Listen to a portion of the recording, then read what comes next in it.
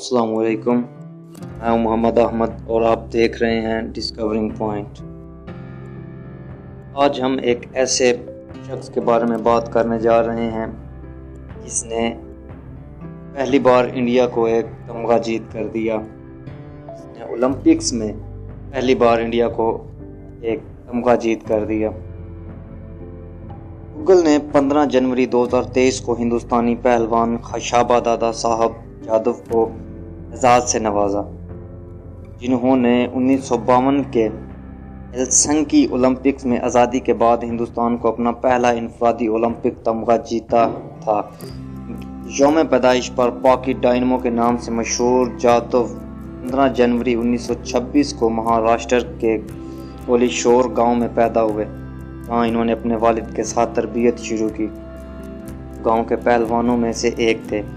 ریاستی اور قومی سطح کے مقابلوں میں اپنی کامیابی کے بعد جادو کا لندن اولمپکس کے ساتھ پہلا برش 1948 میں آیا۔ لندن میں جادو کو ریاستہائے متحدہ کے سابق ہلکے وزن کے عالمی چیمپئن ریس گارڈنر نے تربیت دی تھی۔ یہ گارڈنر کی رہنمائی تھی جس نے اسے فلائی ویٹ سیکشن میں 6 نمبر پر آتے دیکھا۔ جادو نے آنے والے 1952 کے ہیلسنکی اولمپکس کے لیے اگلے 4 سال ٹریننگ میں گزارے اور اس نے ویٹ کلاس کو بڑھا کر بینٹم ویٹ میں لے آیا اور اسے اور بھی زیادہ بین الاقوامی پہلوانوں سے مقابلہ کیا۔ ہیلسنکی کا ان کا سفر کمیونٹی کے تعاون سے ممکن ہوا۔ اٹالیا کے مہاراجا نے انہیں اہل ہونے کے لیے وقفہ فراہم کیا۔ جادو کے کالج راج رام کالج کے پرنسپل نے اپنا گھر مزید 7,000 روپے میں گروی رکھا، جبکہ گراڈ کے دکاندار اور اس کے دوستوں نے اس کی ٹکٹ کا بندوبست کیا۔ ہیلسنکی میں جادو نے پہلے 5 راؤنڈز میں سفر کیا، تقریباً ہر دوسرے مقابلہ 5 منٹ کے اندر جیتے۔ اس کے بعد جاپان کے شوہاچی ایشی کی صورت میں ایک مضبوط امتحان آیا۔ 15 منٹ سے زیادہ جاری رہنے والے جادو میچ 1 پوائنٹ سے ہار گئے۔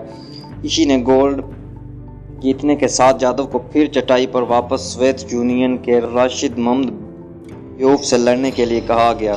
قواعد میں کم از کم 30 منٹ کا وقفہ مقرر کیا گیا تھا، لیکن کوئی بھی ہندوستانی اہلکار اس کیس کو دبانے کے لیے دستیاب نہیں تھا اور جادو جیسے تھکے ہوئے تھے حوصلہ افزائی کرنے میں ناکام رہے۔ بیوف نے فائنل میں پہنچنے کے موقع کو فائدہ پہنچایا اور سابق کو کانسی کے تمغے کے ساتھ چھوڑ دیا۔